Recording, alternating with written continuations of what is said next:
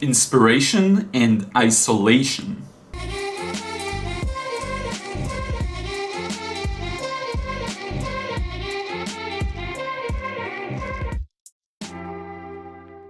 What up friends, Liron here. Thank you for joining me in another video. Today I want to talk about a topic that I find very interesting, and the more I progress through my watercolor journey especially, I really feel it on my skin, and I feel how it helps me develop faster and in a more correct way for me. Okay, so this is the topic of isolation versus inspiration, and the basis of this is you want to have times in your art making career that you soak up a lot of inspiration from others. Then you want to have times that you are completely isolated from inspiration of others. And let me explain this to you. Let's talk a bit about finding your own unique art style. A lot of people get caught up on how do I find my own style. Whatever it is they do, there's a lot of I saw a lot of questions like this, especially in the illustration field, but I'm sure a lot of people in many other fields like oil even, and all kinds of paintings and sculpting have these questions of how do I find my own style.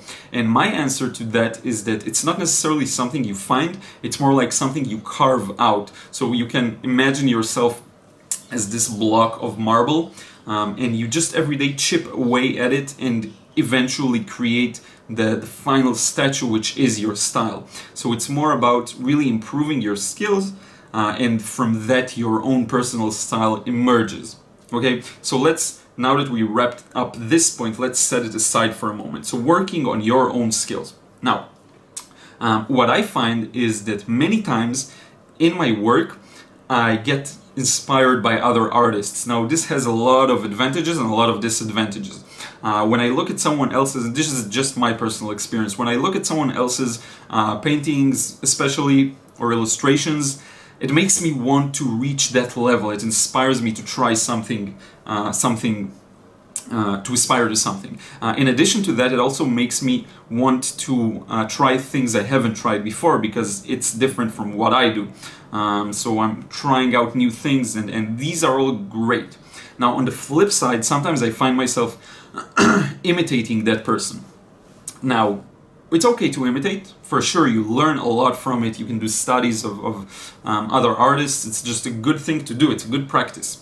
But to some extent, because at some point you just keep on imitating, you don't work on your own things, the things that emerge from you, if that makes any sense, because a lot of things emerge from you when you just let go of all other sort of influences and really focus on what you're doing. Okay, and so what I believe is that for an artist to be healthy and to build their skill set in a healthy manner, you need to combine the two. Okay, I'm talking a bit slowly in this video because I really want to build up that point.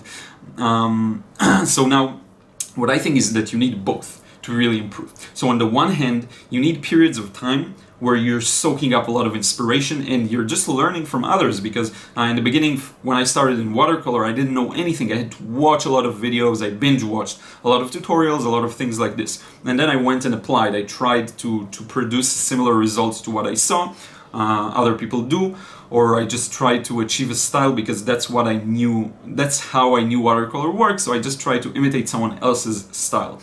The more I built up my skill set, I started noticing that when I forget about all these things and I just work on my own, a lot of good things come out of it, even better than imitating someone else, because the imitation just looks like an imitation. So then I would go inside and I would just paint a lot from observation, from reference, and I wouldn't try to view any tutorials, to watch any things like this. I wouldn't read any books. I would just sit down, put my head down, and paint and paint and paint. And this really put a major speed to my progress, and I became much better at it.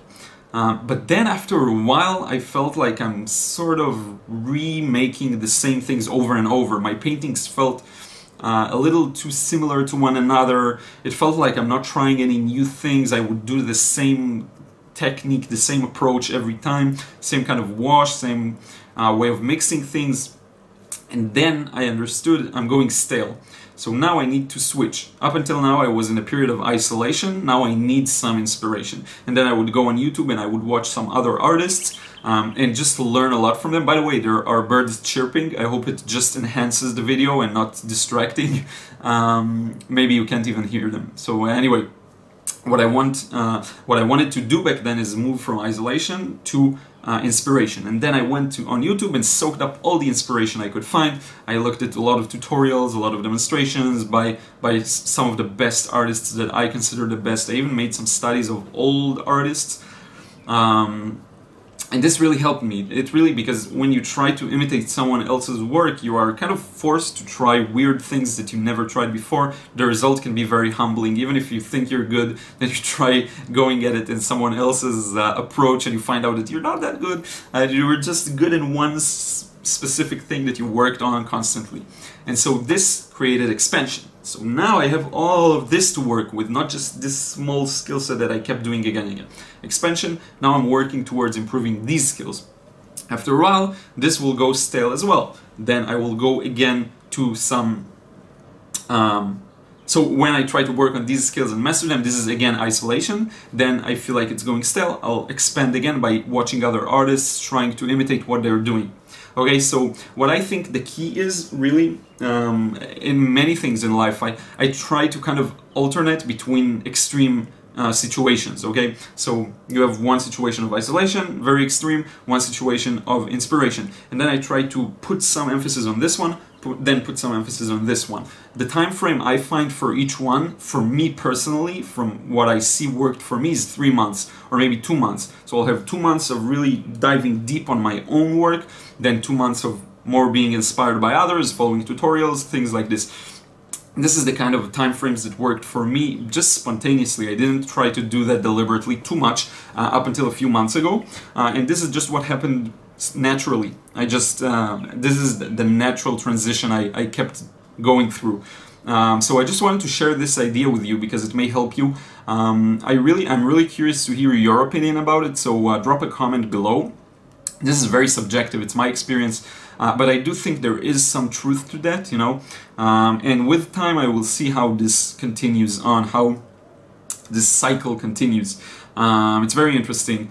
So right now where I'm at is I feel like for about 3 months already I've been really following my own stuff, aside from a few limited instances where I just felt uninspired in 1 day or 2 days. So for 3 months I've been really diving deep on my stuff. I think now it's time to look around a bit and try to soak up some inspiration from others, try to even follow others' tutorials and really try to get that thing going. While of course making some things that are my own. There's no, like, I'm going between extremes, but it's not 100% every time. So that's it. I hope you enjoyed this video, and I'm really curious to hear what your thoughts are on this. So again, leave a comment below. If you still haven't subscribed to this channel, follow me on Snapchat and Instagram for more updates, and I will see you again in another video tomorrow.